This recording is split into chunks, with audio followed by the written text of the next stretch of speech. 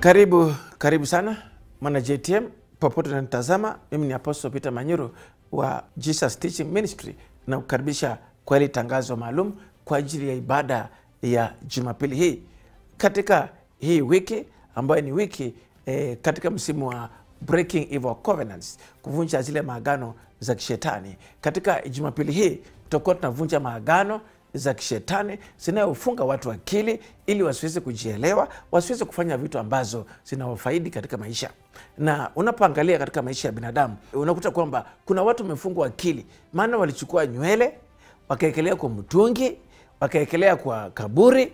Wengine walienda katika zile sherehe za mazishi, na katika zile sherehe za mazishi kile kilifanyika ni kwamba wakati wanakata watu nywele, wanachukua zile nywele wanaekelea katika kaburi. So unapochukua nywele uekelea katika kaburi, unakuta kwamba watu ufungiwa katika hiyo njia ama moja ama nyingine. Ama ulienda mahali ukanyolewa, mahali kwa mganga ama kwa mchawi bila kujua, ama kwa kujua, wengine wanaenda kwa kujua, ama ulipelekwa mahali ukanyolewa, wakafunga akili. Na tangu hiyo wakati tunapoongea hivi, ndio maana haujielewi. Unapoenda kununua vitu katika supermarket kwa mfano, unakuta kwamba unakuwa confused. Umepanga kwenda kununua sukari, bali ununue sukari, unakuta kwamba unanunua chumvi ama unanunua mavazi. Unaporudi nyumbani unakumbuka kwamba kuna kitu umekosea. Yani hii ni roho ya kusahau.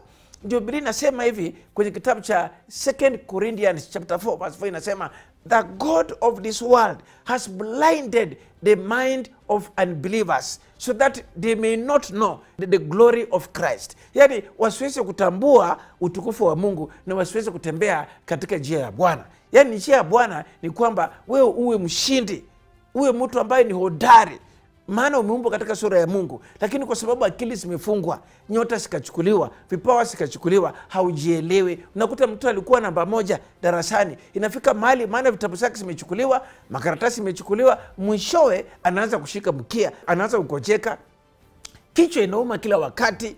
Hizi ni vitu ambazo unakuta kwamba walichukua nywele, walichukua vitabu, walichukua mavazi, walichukua kofia ya mtu, alafu wakaekelea mashetani ikalalia, manyoka simalalia katika mitungi. Na kwa sababu ya hii unakuta kwamba watu hawajielewi. Baada mtu aenda atafute kazi, anakaa tu kwa jumba asubuhi hadi asubuhi, mpaka mtu anakaa kama zuzu, yani hajielewi.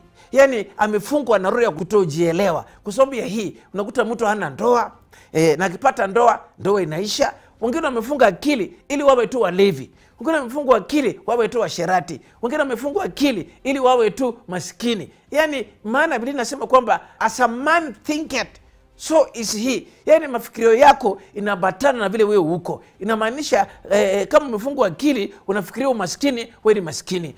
Unafikiria kuwa kushindwa, umeshindwa. Ndio maana kuna watu wengine umefungwa akili, tunapoongea hivi, wengine wanapanga kujiua. Akili zao zinasema hii shida haiwezi isha, wanahitaji kukufa. Ni kwa sababu wamefungwa akili. Ndio maana Jumapili hii itakuwa Jumapili ya kudedicate maisha yetu, personal dedication of the mind. Personal dedication, tutakuwa na dedicate watu akili. Na ule ambaye anataka kufanya personal dedication, kitakuwa personal dedication ili kuprotect na ili pia kuprotect akili zako. Na ndio maana huwa naambia watu tunapoomba, kumbuka kuombea akili zako ili usisahau. Kuna watu wamefungwa akili, wanapoanza kuomba wanaanza kulala, hawajielewi wako wapi. Ni kwa sababu akili zimefungwa. Na ndio Jumapili hii ni siku yako ya kufunguliwa, na ukaribisha wewe, njoo na jirani, njoo na marafiki, tuungane pamoja, tumalize hizi nguvu za shetani za kufungwa akili. Mimi naitwa Apostle Peter Manyuru. JTM is always more fire. Amen.